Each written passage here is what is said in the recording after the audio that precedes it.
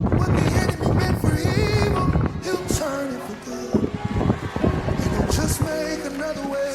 Let's go in the bathroom. This sickness is for his glory. That trial is for his glory. He's still making ways. It's not something we just read about, but he's still making ways. It's not just something we've heard about, but still making ways. It's not just something I heard preached about, but still making ways. We've seen it in our own lives. Still making ways. Come on, if you have a testimony, you should testify. He's still making ways. Come on, if you've seen him move mountains, you should testify.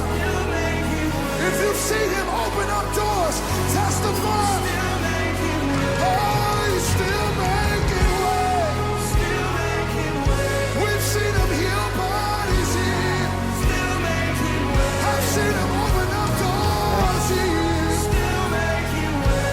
He's still making ways. So the next time you see a mountain, 12 o'clock at night, getting it done. you should just see another way. The next time you see sickness or disease, I want you to see it's another way. He will make a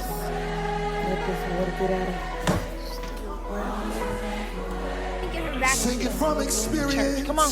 He will make. You always make.